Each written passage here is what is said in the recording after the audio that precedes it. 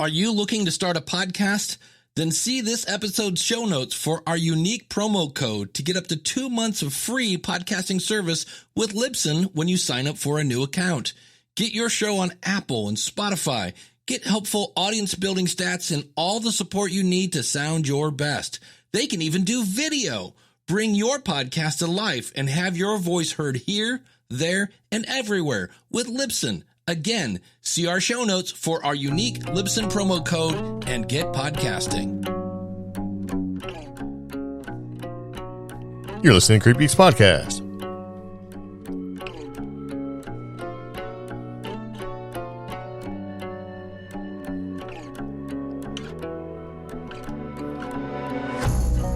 Hello and welcome to CreepGeeks Podcast. I'm Greg. I'm Omi. And this is Season 7, Episode 267. Chinese spy balloons, Blackbear Bigfoot, Pelosi Exorcism? That's right.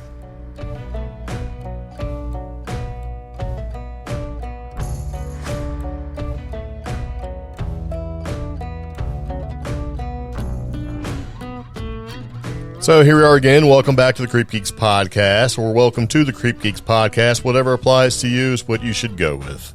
Okay. What did you say to me? You want to fight? No. You want some of this? No, thank you. Good, because we have a lot of stuff we're going to talk about. So anyway, it is getting close to Valentine's Day, which if you care, that's cool. If you don't, that's okay too. But that's not why we're doing the podcast. We don't do the podcast to get candies and flowers and balloons. Really? That's right. We have a lot of stuff to do. We need to talk about. Yeah. Okay. So anyway, we're going to say, hey, Jerry from Hillbilly Horror Stories, glad you're home and doing better. Yeah. So it's pretty crazy. We're not going to say what it is because we don't exactly know, but we do know he had a little bit of a hospital stay. Yeah. So if you're listening, we'll see you again, buddy. Yeah. You know, we keep threatening to be on each other's podcast. We haven't done it, so we probably should. I know, we should. So anyway, so let's move into the podcast and say a couple different things. If you'd like to follow the podcast, we're on every major podcast platform, period. Yeah. If you want to do us on Facebook, just look for Creep Geeks, and we have an active Facebook page and group that you can be a part of if you want, and you see some funny stuff, some memes, some just general, can I say dipshittery? Sure. You can say it whatever you want. So. That's right. I can say whatever I want, and there are repercussions, right, that go along with it. So, yeah. But yeah, we are trying to grow our Facebook group since. Actually, we're trying to grow the whole thing, Omi. Yeah, well, that's for 2023. We're growing everything. Our growth for TikTok and Instagram is good. However, I would like to see more interaction in our Facebook group. You're looking at me saying that, then you need to be talking to the people. I'm just emphasizing what I was trying to say. Okay. So, Pepper, please. Pepper, do you agree with that? Pepper is mad. Please join our Facebook group. We're looking for more interaction as well as, show ideas and things to talk about. And, yeah, it's fun. She's legitimately mad. I know our dog is mad at us. She turned away. She's like facing the wall. We're doing a podcast, so, yeah. All right, so with the podcast, there's a couple different ways you can follow us. Facebook, as Omi was saying. Also, we do have a website, creepgeeks.com, where you can follow us there. We do have a toll-free telephone number. And that phone number is going to be 575-208-4025. Yes, and this podcast episode is brought to you by our patrons. We very much appreciate them, even though it may not seem like it. We do, really. Yeah. It's been busy because there's been some things that we wanted to talk about before, and we've been trying to go out and do some different things and see the mysterious white squirrels, which we'll talk about when we ever capture the white squirrels. Yeah, and don't say anything. You always give it away. I was also going to say I'm juggling a couple of different things, so trying to get that podcast work-life balance has been a little hard. Yeah. Yeah. I don't think anybody cares. Yeah, they should. They don't. I think 2023 is the year of I don't care.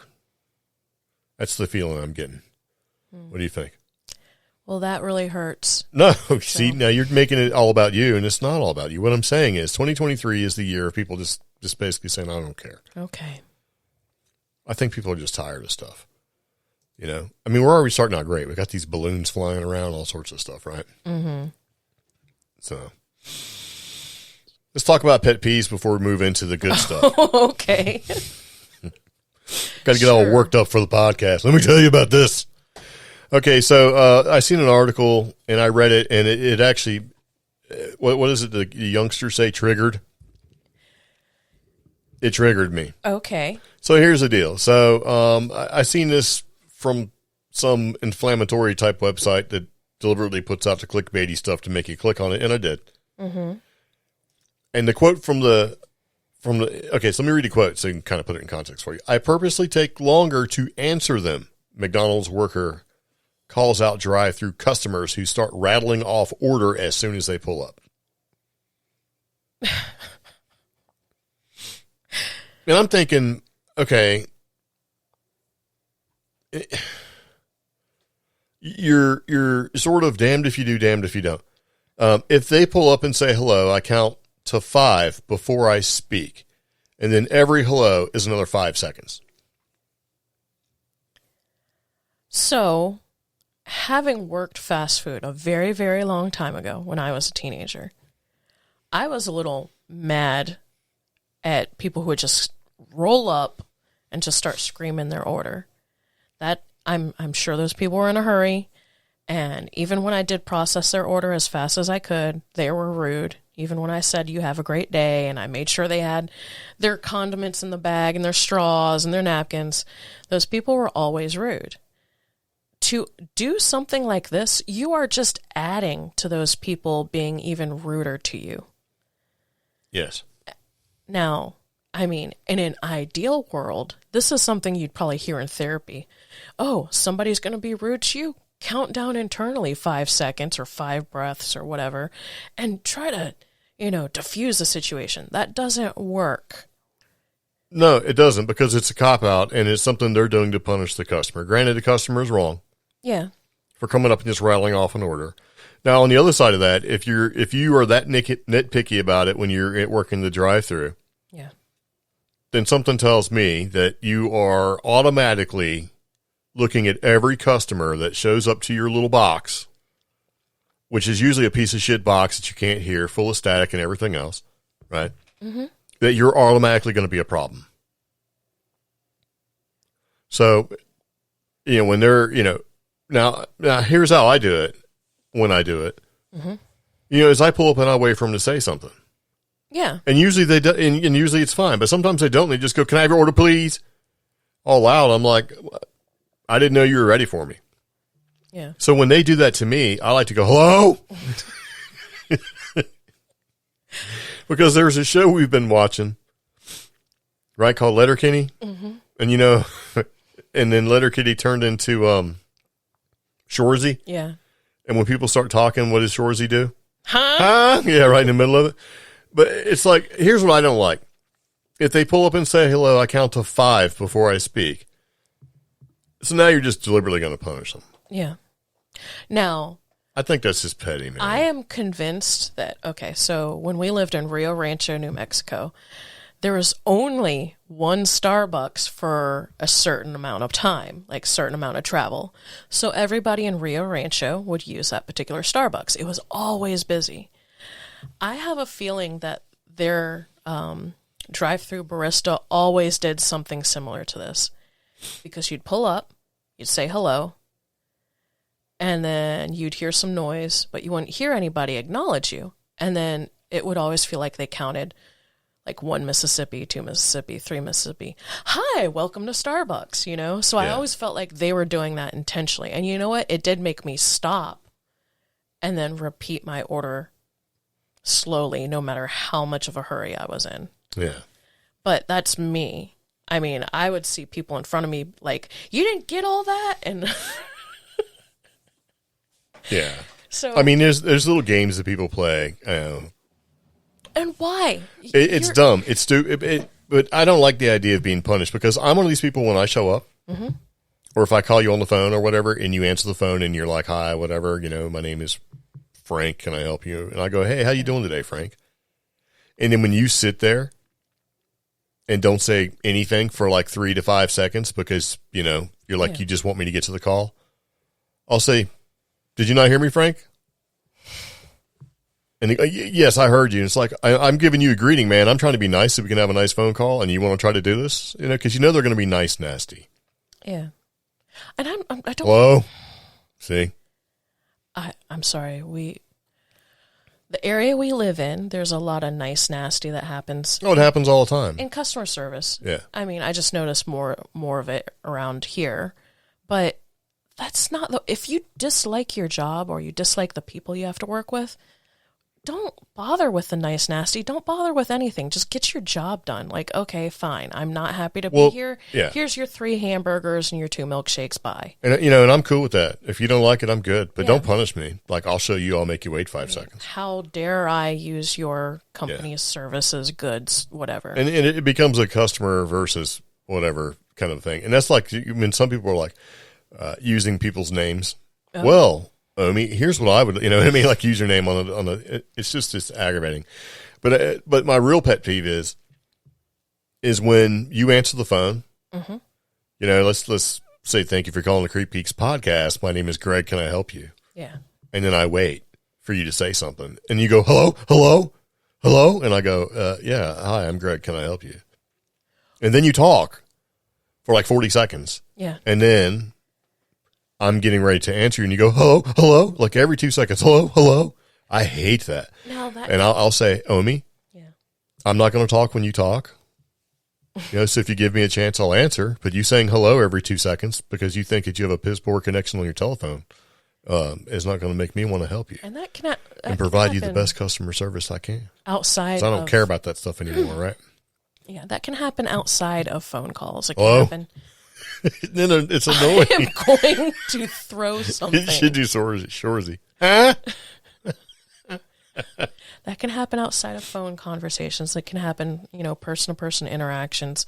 I've never had anybody look at me face to face and go, hello. Well, no, okay. Well, I was going to explain that I was talking to somebody and I would start to explain my answer to a question that they had. And they would just, you mean like, and I'm like, no, let me finish saying what I was going to say. And they'd always, you mean like this? And no, let me finish what I was going to say. They would jump to a conclusion. Yeah. And here's the thing. They were trying to tell me a story, but they wanted to constantly ask questions about how I felt about the story and my expertise on this particular paranormal story. Yeah. But they would keep interjecting when I'd start to say, well, I've found some research that says, oh, did it say this? No, that's not what I was going to say at all. Or people who run up to you and tell you their incredible UFO story in 20 seconds when it would take 2 minutes for a normal person at a normal speaking pace to say it. Yeah. Well, I mean, I get that because some people want to get it out. They want to do a data dump where they can get it out, because they're afraid they're going to forget a detail or something. Yeah, but no date, location, name, anything. That's not important. You don't need facts, figures, details. I don't know. It's just a pet peeve thing, and we probably talked about it too long, but it's sort of kind of sets the scene for things these days. But like, I don't know.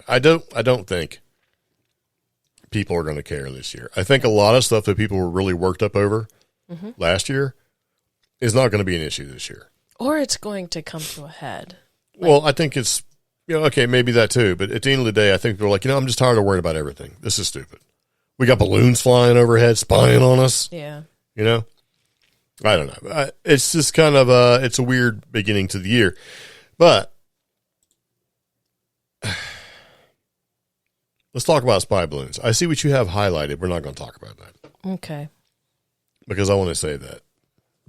Unless you really want to talk about it. No, that's fine. Because I need details for that. We're adding some paranormal pet peeves to things because it's a way for, us to get some things out there. Because sometimes you just like, come on. I mean, we can totally talk about it right now. No, actually, these would go well with something else we're going to do in the next episode. Right. So let's talk about this China spy balloon. So February 3rd, 2023, suspected Chinese spy balloon flies over the U.S., right? And so that was the talk of everything for a while until it got shot down. Yeah. And it was a thing, and people were like, "Oh, hey." And I will say that it flew over the U.S., but it did fly over our part of the North Carolina. Yeah, and people were like, "Well, they flew over." One person that I seen, I'm going to call her out. Was like, "They flew over because we're known for Bigfoot," and I thought that was funny because she's being funny. But I'm like, they probably, if they did fly over us intentionally, it's because we have deep underground military bases all around us, and then one mountain gorge specifically. So that would make sense. And we had some people north of us, like towards like Lake James and Linville, taking pictures of it. Yeah. So, I mean, it flew over. Now, who's to say if the wind carried it that way, or if it was heading out? Who knows, right? But, you know, the idea of the balloon being this thing really sort of captured the idea that, you know, hey, we're being spied on, the Cold War is not dead, all this other stuff. And it makes sense. Yeah. And I'm trying to go through and take a look to see what the deal is, right? Yeah. And I came across a couple different things. We have links to everything we talk about in the show notes, including like links to different websites that's going to talk about the balloon, and U.S. intelligence assesses that the Chinese government surveillance balloon transited the continent, you know, and all this sort of thing, and how many times the balloons have flown by, and then like, oh, it flew over during this presidency or the previous presidency, and all this stuff. And at the end of the day, you know, there were some legitimate questions I think that got asked by just regular people such as ourselves. And after I thought about it, I kind of came up with some answers as to reasons why things were done and things weren't done. Okay. So there was some mention that, you know, this thing was undetected, and they flew over undetected. And I'm like, well, that may be possible, but at the same time, this thing was like 90 feet long, so I highly doubt it was undetected. Yeah. And it did fly at a higher altitude than most things that you're worried about with air traffic control and things like that. Yeah.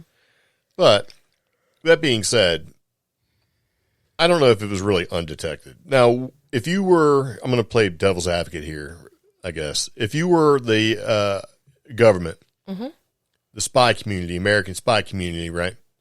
Military, whatever, and you seen this thing flying over in your airspace over your country, what's the first thing you're going to do? No, it's not. I would just like, nuh-uh. Okay, we're not going to play this game with you anymore. No, I mean, you're supposed to protect the people, so you're just going to say, no, it's not there, and just let it fly by? We've seen responses like that in the past from the government. Like, well, typically when you see those kinds of responses, what do you think is actually happening? What we're actually seeing. So, I mean, in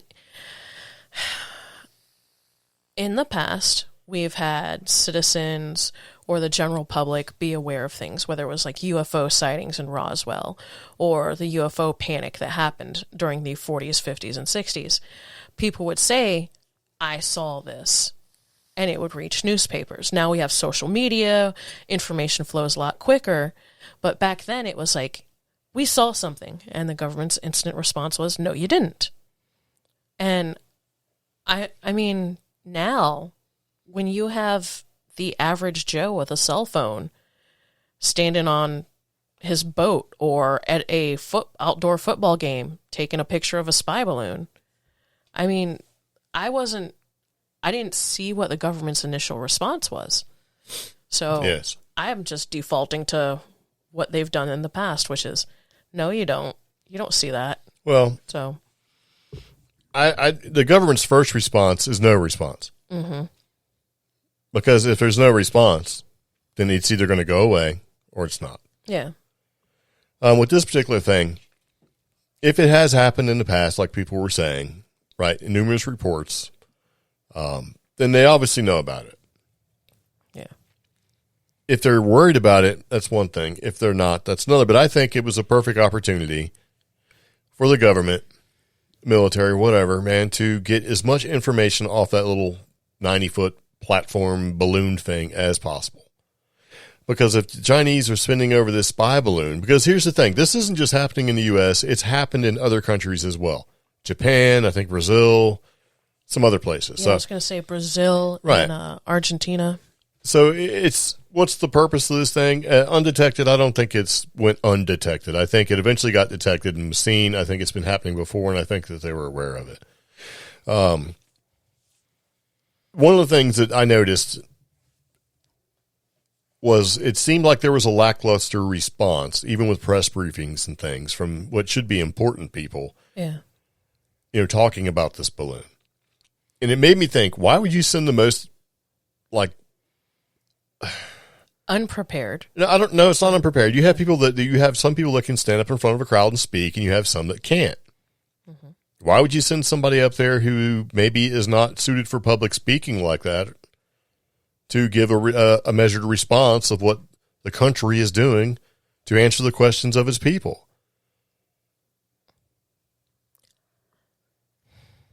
So, my definition of unprepared, maybe I should amend. And it's not even about the definition. It's like, why would you do that? Let's get to why that would happen. He was kind of totally unpolished and just not, I just... He's not a good public speaker. Yeah. So why would the government do that? Like, who decided that's the guy? You would like to think that they picked that person because maybe that person was more knowledgeable. But that's not true either. It's typically a couple different reasons why you would pick somebody like that. One, nobody wanted to do it, right? Because no matter how it comes across, it's going to look bad. Or that guy was sent out there to do that, and they probably pumped him up and said, yeah, go out there and talk. Yeah. You got to show them what's up. Because they want the appearance of a lackluster response. We've been supplying technology to Ukraine, amazing weaponry and all that stuff, which is the only reason why they're actually doing as well as they're doing over there in their conflict with the Soviet Union. We have been testing all of our weapons. We've been getting rid of old munitions. We've been doing and basically battleground proving all of our hardware, tech, and gear. And we've cut off contracts and agreements through companies like DJI and stuff like that who use like unmanned technology. Yeah. Well, aside from all that, we're proving our U.S. military technology. So we've been doing really well. So why all of a sudden is this balloon coming over? Why do we look like a bunch of idiots? So that's your interpretation. It's also my interpretation. However, maybe the presentation of that person who tried to explain things in such a lackluster manner, maybe that was to try to give the public a general feel of no big deal and BD. No. Really? No. I understand what you're saying, but absolutely not. Because if you're sitting there going, man, I got to rely on the country to protect me, that would terrify me. Yeah. It would terrify me that there's a big 90-foot, spy balloon that's been whizzing over our country and nobody knew about it. It would terrify me that they weren't trying to shoot it down. It would terrify me that they didn't know what they were talking about. But, do you want that lack of confidence in your government?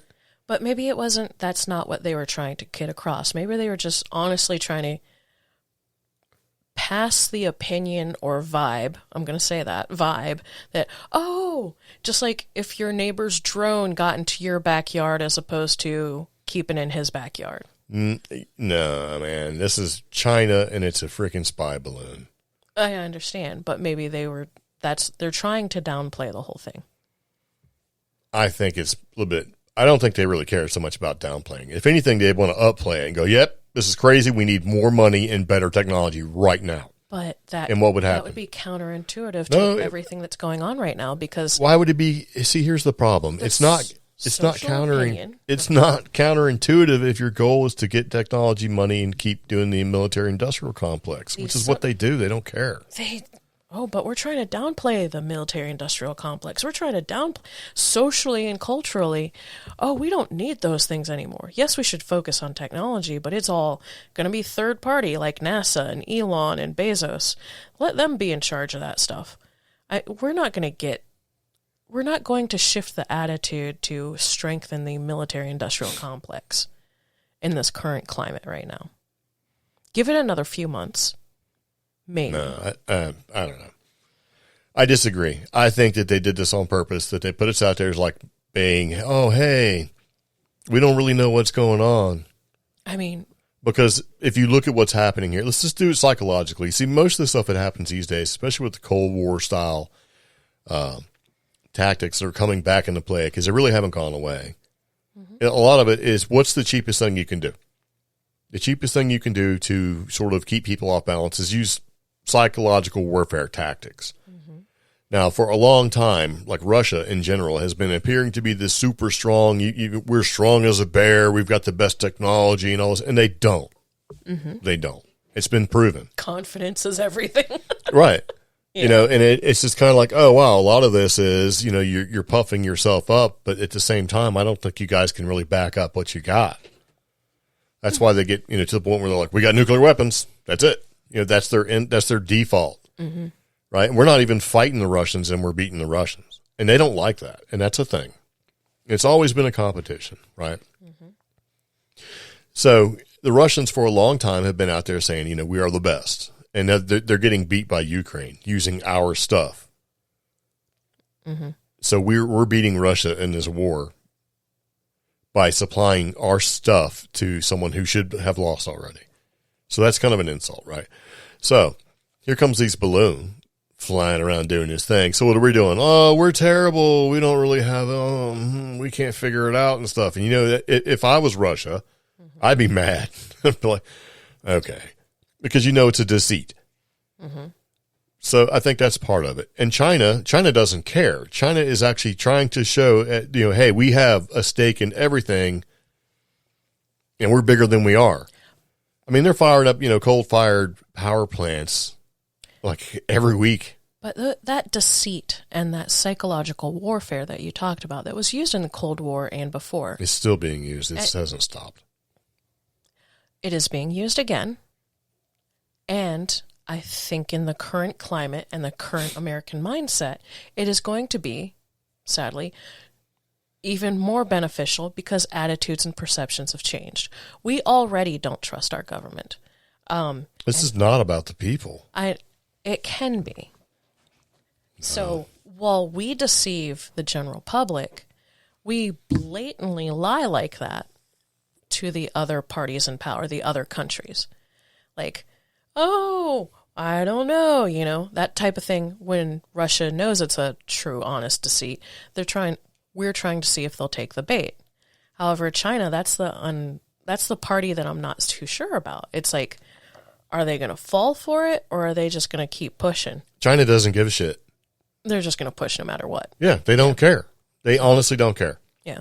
They're putting more, like I said, they're firing up more coal-powered factories, right? Mm-hmm. To supply electricity. They don't care. They don't care about the environment. They don't care about any of that stuff. Oh, look at, yeah. And I was looking to add to the whole, they don't care. They're just going to keep doing it. U.S. officials told Fox News on Sunday Chinese spy balloon crashed into the Pacific Ocean off the coast of Hawaii 4 months ago. And those officials also said at least one Chinese spy balloon flew over portions of Texas right. and Florida during the Trump administration. Right. Huh. They don't care. Yeah. They straight up, they don't care. And they're not even worried about the response from the U.S. Yeah. Because are we going to go to war over a spy balloon? No. And I will say one thing about China. They are not original. No. So why would all of a sudden they be launching these low cost, right? Because, I mean, to put some weather balloons and have a platform with some surveillance gear on it, which is what it is. You know, why would they use that? Do you think it's low cost for one, which is great.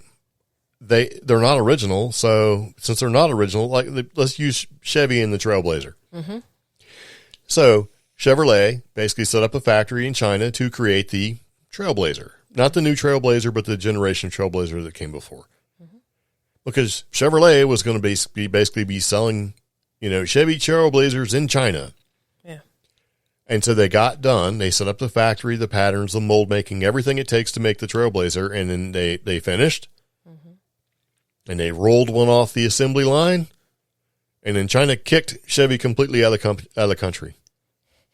And they make them. They make Chevy Trailblazers with a Chinese stamp on them. And, you know, if you did that in the U.S., you'd be sued to pieces and everything else, right? Yeah. China does not care. Yeah. And they do that kind of thing. And this has happened quite a bit. But do you think that... Hold on, I'm getting to a point. I think the reason why they're doing the spy balloons now and this sort of thing, and it's become more popular, is they just figured out that we've been doing it.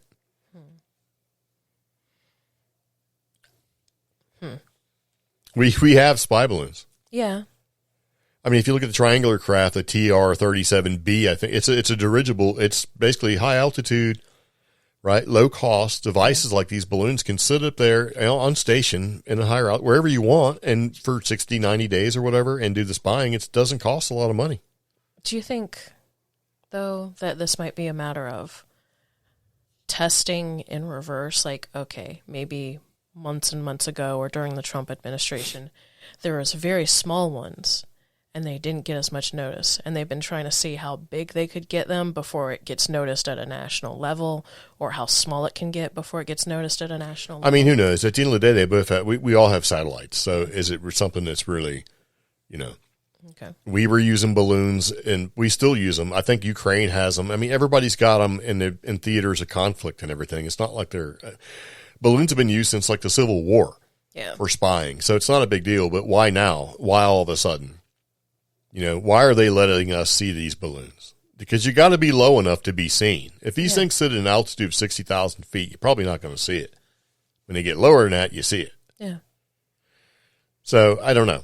I don't know what their actual goal is, but I think there's a couple different things at play here, right? And I think a lot of it has to do with them in some ways, maybe trying to shame us by going, oh, you and your high technology, we'll show you. We'll take these low-tech spy balloons and just float them over your country.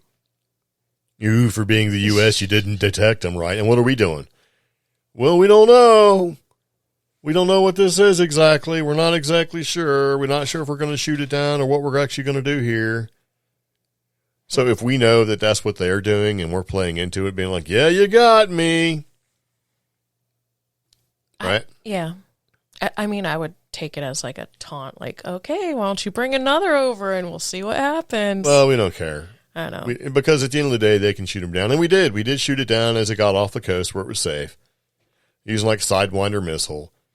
Flew one of our most advanced jets up there, right, and shot like a Sidewinder missile at it, you know, and all this stuff. It's like, and some people had an idea that, you know, it doesn't make sense. Why would you send the most advanced, most expensive stuff we have to shoot down this low-cost balloon? And I think if the U.S. in general, if the people, whoever was on to the spy balloon and was in charge of the situation, I think they should have just flew like a little helicopter over to it or something and put out a big pair of scissors and just cut it, you know, like a measured response. Why are we going to send like $55 million? I don't even know how much those things cost. Like, you know, our really most expensive hardware to shoot down like a garbage balloon. I just pictured the helicopter operator trying to like radio China and be like, hello? And then counting to 5. Hello, I'm going to cut this down. It'd been better if they had like a helicopter and dude sitting there with a BB gun, just shooting them down one at a time, right? I don't know. Just counting to 5. It'd have been more fun if they would have sent up a balloon, right, with a big pair of scissors or something, up to that balloon, and they just duked it out. I mean, because we've been doing some things with China in the past, like China made a big deal about shooting down a satellite, a terrestrial-based platform shot down a satellite. Mm-hmm. And they're like, look what we did. And what did we do? We took a ship, modified a regular missile off a regular old destroyer, and shot down a satellite from the ocean as a means to go, that's cool how you guys had to build a completely special platform to be able to do that. We can do that from anywhere in the world with a regular old missile. Right, with a regular old ship. Yeah. Which we have the best technology for that kind of thing. So I think it's sort of an extension of that. You know, when we have airships, man, we've got better stealth technology. There's a high likelihood that we've been doing this for a while. I mean, if you go back and look at it, there's been a couple different, like, secret projects that have been doing this sort of thing. There was one in the 50s called Project Genetrix. And then you had Operation Cold Star. Genetrix was in the 50s, where they were flying balloons around, you know, being surveilled and stuff like that. And then Operation Cloud Star in 2019 did the same thing. You know, and the scary thing is that, you know, these things should have carried bombs. I mean, we've got Ukrainian, well, I think the drones are from Turkey or whatever. You can just fly and drop a grenade or whatever. You know, so it's really sort of a low-tech use for munitions deployment. We could do the same thing with balloons. The Japanese did it. Yeah. But do I think it's a big deal? I don't know. I think at this point, it's not really a big deal. I mean, if they surveilled us, okay, you know, what the scary part would be if they were testing some kind of munitions, like, let's send a spy balloon over with basically EMP type devices where we can just basically knock out some of your infrastructure or kill your communication. Or the opposite. I mean, like, let's go turn off your internet. Or the opposite. Let's gather data. Well, I mean, everybody does that. I know. That's why we let the balloon fly as long as it did. You think that we're sitting here just watching the balloon go by, or are we basically recording everything we can get off of it? I know. And it makes me wonder, though. I mean, would somebody, not spying on the nation, but spying on citizens? Like, oh, maybe I'm just going to collect everybody who uses Verizon's text and phone history. They could just buy it. I know. And that's what they do. Why would you go through all that? You could just buy it. Because there's other stuff. I don't think they care about. No, I get it, but I think at the end of the day, the people weren't the concern. Okay. Because I mean, who cares, right? What? I'd be mad if somebody's. They're doing it anyway. I mean, if you're going to steal my data, you're going to pay for it. Well, they do pay for it. They're just not paying you for it. I know. Well, somebody's getting money. Yeah, well, the people that stole it. And we have data breaches all the freaking time. Yeah, speaking of which, I wonder, that's why. I was like, I wonder if this has coincided with any recent data breaches or anything like that. Well, I don't know. When this was flying by, we had terrible problems with the internet being able to connect to certain places. Yeah. So what if they're just sending over a spy balloon saying, let's test this and see if we can turn off this whole section of the country's internet for a while. Let's kill their cell phone signals. Let's see what we can do to disrupt, their communications and everything else. That'd be more scary. Yeah. So, but and I don't know. They shot it down. They're picking it up. They're going to see what's going on. Is this balloon thing a big deal? Probably not. It's probably something that's been going on for a while. We know we do stuff like that. We have at least two projects from the Cold War that have been put out there saying, yeah, we do that. And we've been doing it since the Civil War, spying with the, balloons and dirigibles and everything else. I don't know. We seen one going to Texas, but it was more of a weather blimp type balloon. Mm-hmm. It's just kind of crazy. But if people act like it's a big deal, and they shouldn't, because we had our own secret spy balloon testing that was actually happening too in the 80s. Right? The original spy balloon pilots that we put in place to do this. And it started with Lawn Chair Larry. Okay. See, and I think it was 82. Lawn Chair Larry was this guy who basically put a bunch of balloons on his lawn chair and took flight. You know what I'm saying? Yeah. What are you looking at? I'm trying to read more about Lawn Chair Larry? Yeah, because Lawn Chair Larry was a hero. Because he was, man. I mean, this guy made the news, right? And he did this at a time where it's just like, he showed me that anything is possible and you can do what you want. Okay. So he lived from 1949 to 1993. So he wasn't a youngster when he decided to do this. You know what I mean? So it wasn't like sort of a thing. But what he did was he made a 45-minute flight in a homemade aerostat, which is basically a flying device. They call them, I think, cluster balloons now. He used an ordinary patio lawn chair and 45 helium-fueled weather balloons. Right? So he took these 45 weather balloons filled with helium and he took off. And he reached an altitude of about 16,000 feet. And he drifted from this point of takeoff in San Pedro, California, entered some controlled airspace along Long Beach Airport, and during the landing, the craft became entangled in some power lines. So he took off, right, caused some havoc, got hung up in some power lines. He was doing his thing. So it was a stunt. But he put some real thought into it. And he was saying things like, he brought some beer with him to drink, and the beer started exploding. It was this thing. There was like interviews with this guy or about this guy, and I don't know how much was true. He sort of became almost like an urban legend, type thing. You had to chase him down. So it was great, man. And there was I think he went through and he went up, and he would shoot down figured he could take the balloon up, and he could also just start, if he got too high, shoot it down. Mm-hmm. Like use 22 and just pop a balloon and get it. This is like Wile E. Coyote cartoon stuff, and that's why I loved it. So it was great.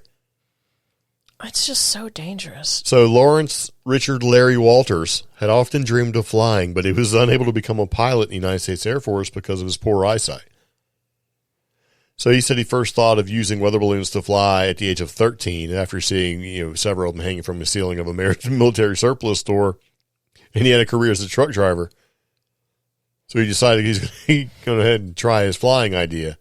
And his intention was to fly over the Mojave Desert and then use a pellet gun to burst some of the balloons in order to land. Well, I think things went wrong. Because he said that, this was like in mid-1982 where his girlfriend at the time, Carol Van Dusen or whatever, had purchased 45 8-foot, 2.4 meter weather balloons and obtained the helium, right, from this company, California Toy Time Balloons.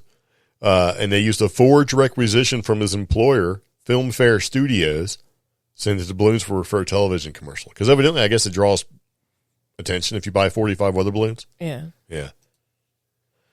So he had a pellet gun when he took off from San Pedro, a CB radio for communication because, cell phones weren't a thing, sandwiches, beer, and a camera.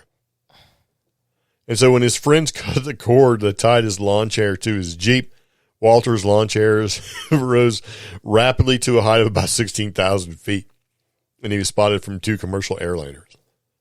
So I'm thinking that Larry thinks he's going to have a nice sort of gradual ascent. Yeah. But having that many weather balloons, so he just sort of took off, right? Yeah. So he was in contact with REACT, which is like a citizens band radio monitoring organization, and they recorded a conversation. And so the REACT side says, "What information do you wish me to tell the airport at this time as to your location and your difficulty?" And Larry said the difficulty, this is an unauthorized balloon launch, and I'm in federal airspace, and I'm sure the ground crew has alerted the proper authority. Did he get arrested? But you could just call him and tell him I'm okay. Yeah, he got arrested. Oh, of course. You don't do something like this and not get arrested. Yeah. So after about 45 minutes in the sky, Walters had shot several balloons, right, taking care not to unbalance the load because he has to make sure he shoots them right so he doesn't get all crazy. And then he accidentally dropped his pellet gun. Oh. Yeah. And so he descended slowly until the balloons became dangling in a power line. So he went to Long Beach. And the power line broke. And it caused a 20-minute electrical blackout. And he landed unharmed on the ground. Well, that right there. Yeah. So Walters was immediately arrested by the Long Beach Police Department. Yeah. It was something I had to do. I had this dream for 20 years. If I hadn't have done it, I would have ended up in the funny farm. I mean, he's a real man of genius, right? Yeah. And stuff like this happened back then. I mean, if somebody were to do something like this now, I mean, they'd get in so much trouble. Yeah. I mean, well, I don't know. See, he probably could have filed a flight plan and all sorts of stuff because you got people who do like the paragliding thing where they fire up a little and whiz around and all that sort of thing. So, yeah. That ultralight aircraft. But in '82, this dude I mean, imagine that you're in an airliner. You go whizzing by some knucklehead with weather balloons and a lawn chair and a gun, drinking a beer. So that's what we should have did. Get our spy balloon pilots, lawn chairs, just go flying from like Florida, Texas, or somewhere like that to intercept the Chinese spy balloon. Because Chinese, they probably got a GoPro strapped to it to record what's going on, right? I mean, if you've got a 90-foot platform, you can put all sorts of electronic gadgets and gizmos on there. They probably have a Wi-Fi router, right, or maybe a cell router or something like that. Yeah. A couple of GoPros to record the flight. God. And you see some angry-looking dude in a lawn chair flying up, and he comes in the street and starts shooting a balloon down. I think that'd be great, man. Oh, there is a whole section on people who tried to imitate him. Yeah, he was a real trailblazer. Yeah. Larry Walters. Imitators. Yeah. And so they call it the extreme sport of balloon clustering, of cluster ballooning. Yeah. So the Guinness Book of World Records recognizes the highest altitude attained via cluster ballooning to be achieved by Mike Howard in the UK and Steve Davis in the US. From Las Lunas. Yeah, from Las Lunas, New Mexico. They used 400 helium balloons to reach a height of over 18,300 feet. And if it's, man, Las Lunas, that's a lot of empty land there. Well, you probably want that. Yeah. So you can kind of get up and, yeah. So I remember that with Lawn Chair Larry. I thought that was pretty funny. I was like, what? You know, this is right up there with, you got Lawn Chair Larry and you got the guy that strapped like some JATO rockets on a car. Yeah. And launched himself into a mountainside in the desert. So I thought that was pretty funny. It's like, we'll show you, you China spy balloon. But I think I don't know whether the Chinese spy balloon set at like 64,000 feet or 60,000 feet, but it was way up there. So, I mean, that's part of it. But anyway, yeah. Here's something else that's kind of funny. It sort of aggravates me. Something we've talked about in the podcast. How you'll have a local community have a sighting of some kind, and they'll make a report about it, or it gets out there, and then you'll have somebody somewhere else go, that's not really what you've seen. You know, me here in New York, and you in Kentucky, right? Yeah. I'm in New York, and what you seen was like an owl, and not Mothman or something, right? Misidentification, because they armchair it and think, oh yeah, there you go. My armchair hypothesis and research tells me that there's a higher likelihood that you've seen an owl instead of a monster or Mothman. Not in Kentucky, but, West Virginia is where you're going to see that kind of thing. Yeah. So there's been a report that kind of came out that says reports of Bigfoots rise when at least 900 black bears are in the area. Okay. So there you go. Bigfoot's a black bear. No, he's not. According to this report, if you've got over 900 black bear in the area, then you're going to see more reports of Bigfoot rise. Well, okay, well, sure. What about when they're not? So, okay. Hold on. You live in an area where there are bear. Do you think that you could tell the difference between a bear and a Bigfoot? I did until last week. Well, that's because you've seen those two little bears like duking it out, right? Yeah. And that's why.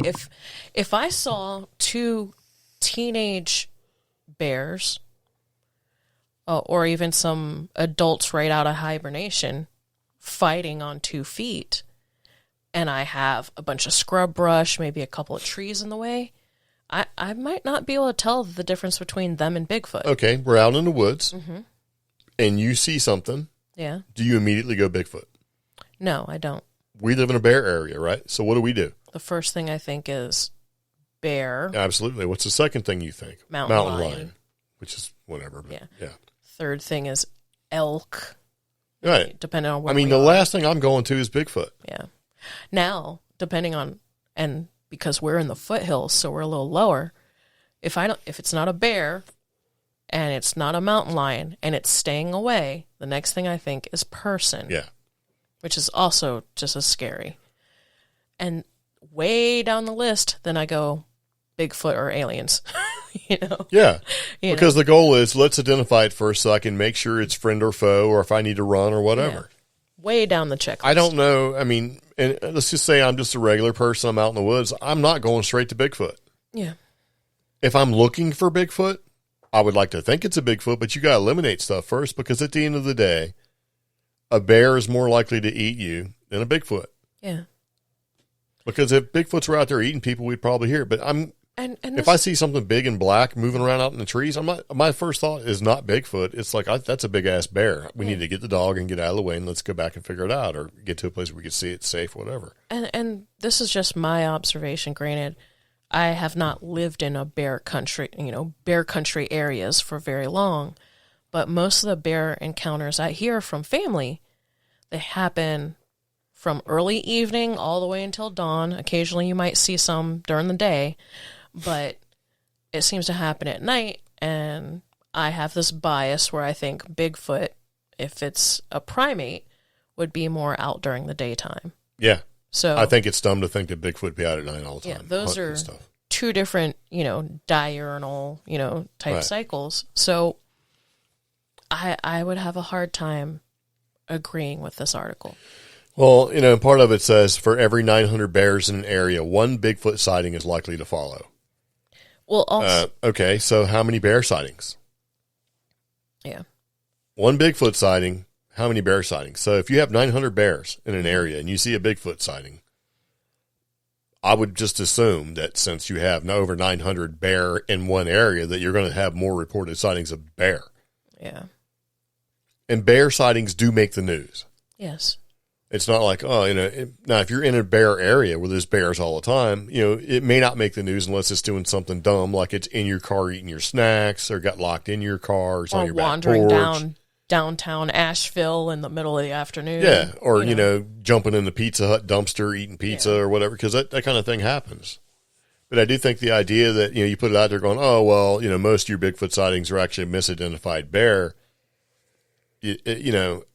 I go back to, okay, you didn't see Mothman, you seen an owl. And it's not that, it's insulting to the people that live in an area that are intimately more familiar with their surroundings than you somewhere else, being an armchair scientist or whatever, or an armchair researcher going, oh, you didn't see it, here's what you've seen. Yeah. I got on the internet and found a picture of a long-legged bird. And there you go. You're picking and choosing your statistics to draw your conclusion, because another observation I make from this statement, and that I'm inferring at the moment, is, wow, the particular area that these 900 black bears and a possible Bigfoot or two live in must be very plentiful in resources. Yeah. So, this environment has enough food for not just bears, but possibly a big giant bipedal creature. Yeah. That's what I'm guessing from this article, because I'm not paying $14.99 to read the rest of it. Yeah, I just, when I read this, I was like, okay, whatever, man. So, but yeah, I mean, there's a part of North Carolina, Asheville, Black Mountain, Swannanoa, where the bear population has kind of gotten a little out of control because, well, people move into the area and they're like, oh, you shouldn't shoot the bear. There's encroachment, and then there's, let's not shoot as many bear types mentalities. But, I mean, we get an occasional Bigfoot story from that area. We don't get constant. Yeah. But, a lot of those sightings and stories come from people that can easily identify a bear because they'll tell you this was not a bear. Yeah. Because that's your first thought, right? Well, you've seen a bear. In fact, when I thought I saw a bear here out in this valley, I mean, my first thought was, it was weird. It was like, how big are mountain lions and big cats? No, it wasn't that. And then I'm like, it wasn't a cow from my neighbor. There's no way. I went through a whole big mental quick list before I was like, this low-lying valley, I think I just saw my first bear. Yeah. So... Anyway, it's insulting. It's insulting to people that actually may be able to properly identify wildlife. Yeah. I don't know. But, I mean, if you have over 900 bear in an area, that you're going to have a misidentification. So people say, well, there you go. It's a misidentification of Bigfoot, right? Yeah. It's not really Bigfoot. So really you just misidentified a bear. If you think about it, you can flip it, right? Yeah. It's like, oh, you didn't see Bigfoot. You seen a bear. But you're calling it Bigfoot, which means that you didn't recognize it as a bear. So you misidentified the bear, too. So who really wins here? Yeah. Nobody. You know who else doesn't win? What? Nancy Pelosi's house. Oh, God. Her house. Her house. Right, because I was reading the news, and it's like, Pelosi Exorcism. I was like, what? And so what happened was that priests conducted an exorcism at Nancy Pelosi's house in San Francisco. Okay. And so I had to read it. Because I'm like, all right, let's see what this is really all about. And evidently, priests conduct an exorcism at her house in San Francisco because, her husband got bonked in the head with a hammer and it was a thing. And so my initial thought was like, this is crazy and it doesn't make sense. Right? But it does if you read a little bit about her. So she's a devout Catholic. Yeah. And getting a person exorcised is pretty hard to come by. Yeah. But because you have to contact some people and some other people got to talk and they got to authorize it, right? But at the end of the day, you can get your house blessed or exorcised by a priest pretty easily. And so she doesn't just do this every once in a while. I mean, she does it more than once. It's happened a bit. It's kind of a habit thing, not in a bad way, but when evil spirits or the air gets bad or whatever, man, she'll call and have them come out and they'll do a little blessing on the house, which is not unusual because people do it here all the time. Well, time to sage the house. Yeah. So there's claims that basically say that her house has evil spirits, and she has this priest come in periodically to get rid of some of the evil spirits, especially after her husband was attacked with a hammer. Right? Yeah. So it was just weird. So anyway, this happened in October. So it was understood that an exorcism took place because of unrest in the house. Now, what's weird about that is, if you say that you had priests come out and exorcise your house, yeah, and you're a politician, I don't think people really care too much about that. Like appearance-wise. But if you said, I had some ghost hunters, paranormal investigators come and clear my house of ghosts and spirits, you think she's a freaking whack job. Right? Yeah. But aren't they the same thing? And see, I'm just the opposite because, okay, if I had ghost hunters look in my house, that means there's paranormal activity that occurs in the house, and I would like somebody else to verify, confirm, or remedy it. If I have a priest come into my home, that means I feel that there might be a demonic or negative presence in my household. And demonic or negative influences can influence the people who live in that household. That is a greater concern to me. To you, but I think other people look at it differently. They're like, okay. I mean, it's one thing to have ghost hunters with like their little EVPs and tape recorders running around a house. It's another to have a priest. Which one's more legit? Both. To you, but I mean, if you're not a ghost hunter, which one's more legit? I mean, we have movies called Exorcism. Yeah. Or an exorcist and all that stuff where they bring in, and it's well known that the Catholic, religion has people that are designed to do this, right? Mm-hmm. I don't know. It was just weird, man. And see, when I read the article at first, they made it seem like she was getting exorcised or that she knew somebody who was getting physically exorcised, but nope, it's just her house. Huh. So, and evidently it's pretty easy to do. So, you basically contact whoever, like the Roman Catholic Archdiocese or whatever for, it says, and this is from New York Post, Friar Vincent Lambert, exorcist for the Roman Catholic Archdiocese of Indianapolis, said that exorcism would indeed be appropriate to combat demonic infestation and the presence of evil that may linger in a place where violent crime has occurred. Yeah. And so when I went through that the first time I looked at it, I'm like, well, that actually kind of makes sense. You go and you want to get that whole violent negative energy out so that it doesn't become a lingering issue. And what's every ghost show you ever see, if something violent has to have happened or traumatic or whatever for there to be kind of a ghost to take place. And we're not talking about like stone tape theory where it's just a repeating sort of event that occurred or whatever.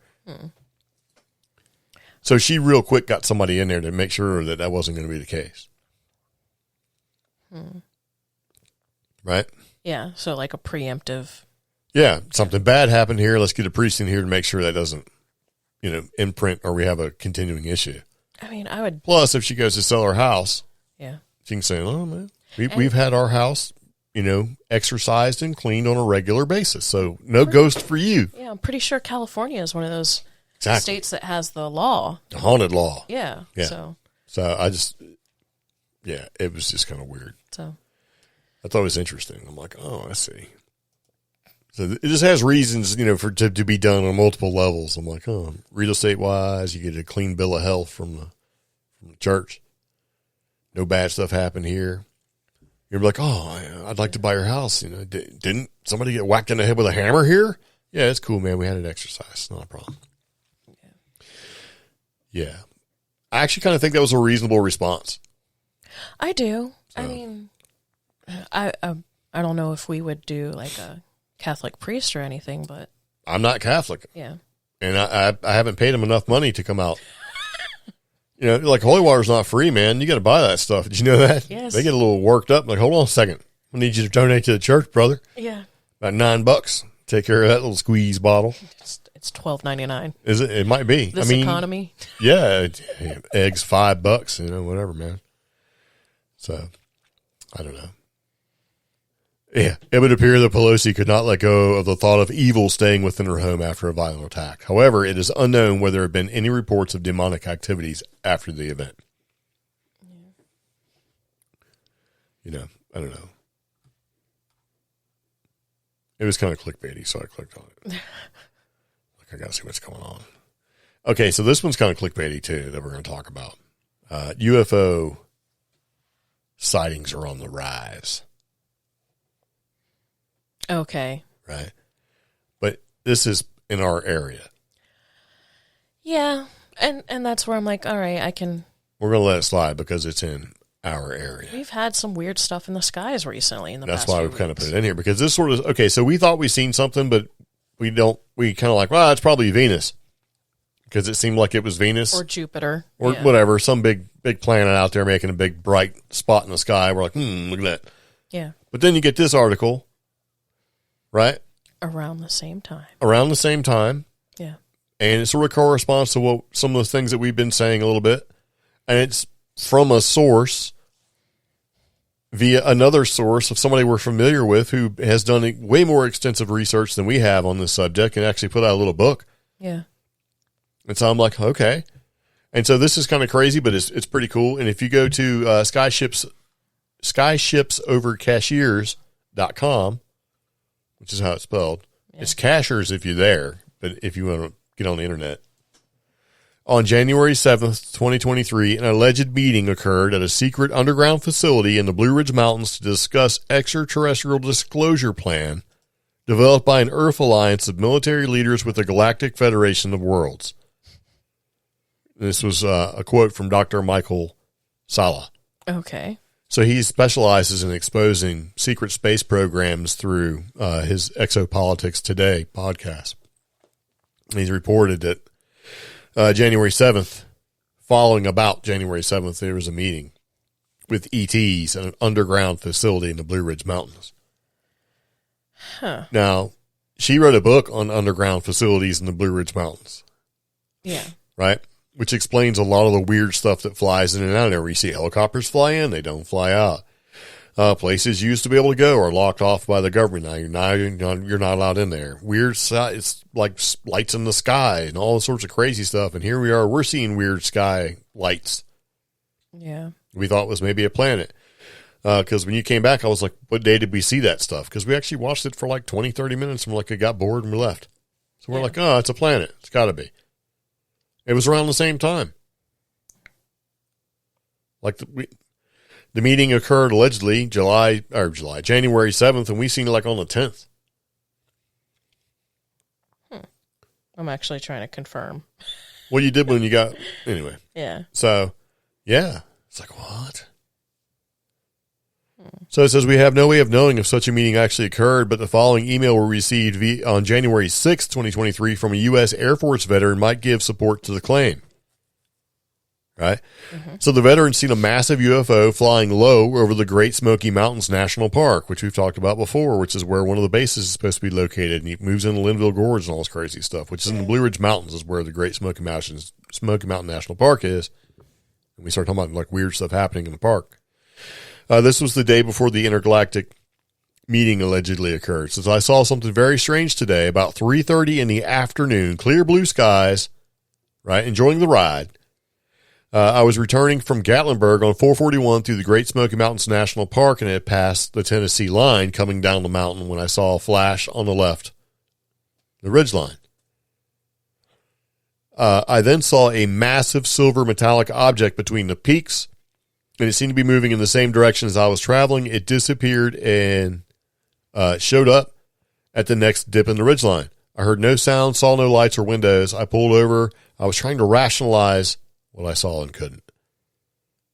I think it was cigar shaped, but I didn't see any leading edge or trailing edge, only a center mass. I can't wrap my head around it. I'm an Air Force veteran. I've worked on the flight line, and nothing about this makes sense. I was curious, frightened, and strangely enough, very angry afterward, and I thought I'd put this out there for someone else to see if they've seen it too.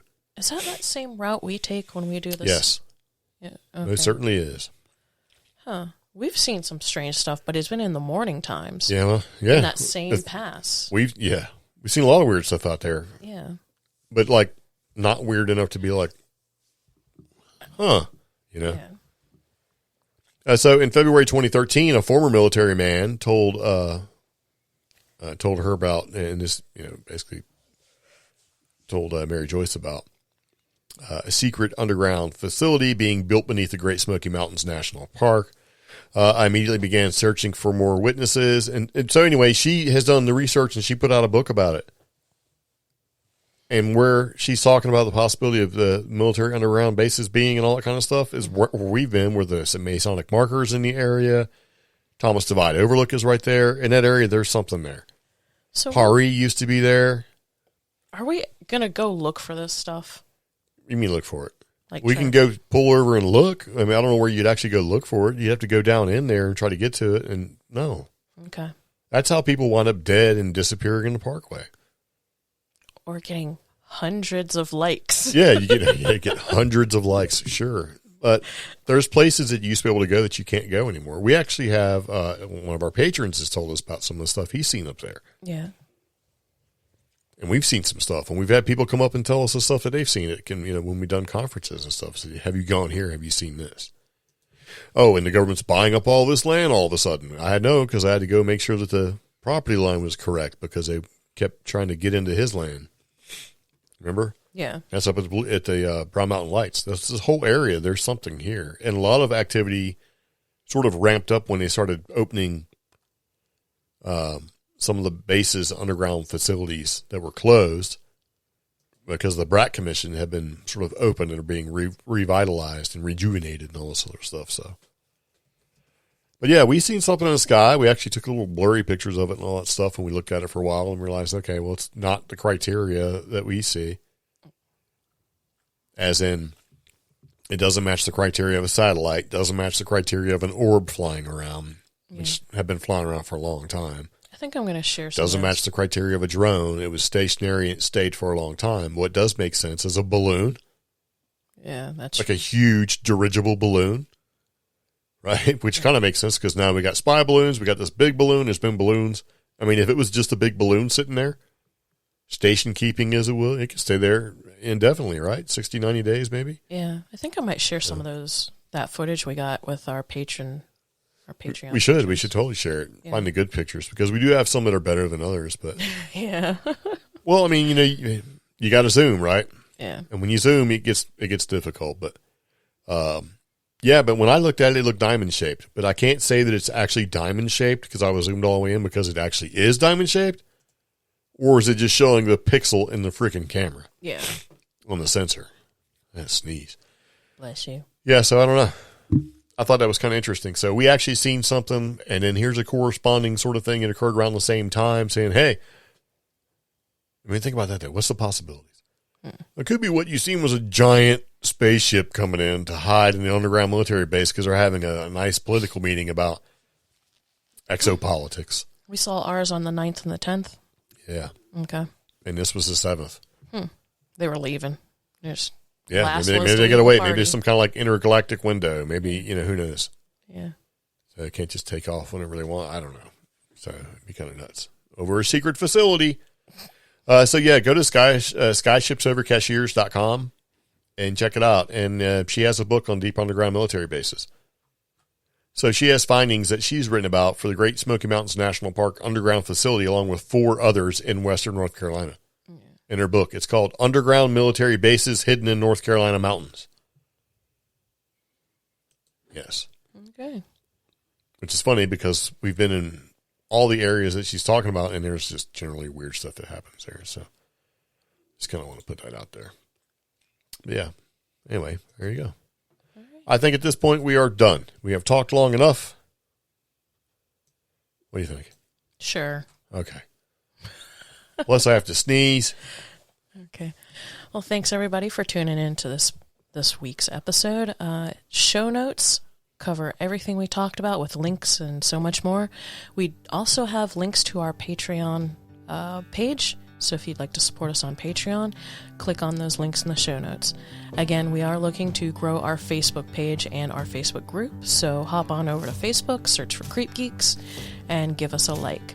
If you'd like to see some of our photography and some of our videos and stuff like that, find us all over TikTok and Instagram. We've posted videos and photos on a regular basis. I'm just going to be vague. Yes. Yeah. Questions, comments, concerns, go to creepgeeks.com and click the Contact Us form. And I think that's about it. Oh, if you want Creep Geeks stickers, go and head over to my Etsy shop. The link is in the show notes as well. We still have quite a few of the Paranormal Investigator stickers, and our popular certified Paranormal Investigator stickers are going quick. Yes. Yes. All right, anyway, there you go. So we do appreciate you taking the time to listen. If you have any questions, comments, concerns, like Omi was saying, just give us a ring-a-ding-ding, ring-a-ding-a-doo, whatever. Yeah. Send us an email. Yeah, I don't know. Email's been weird here lately, but who knows, man? Reach out. It's all good. So anyway, see you later. Take it easy. Bye-bye.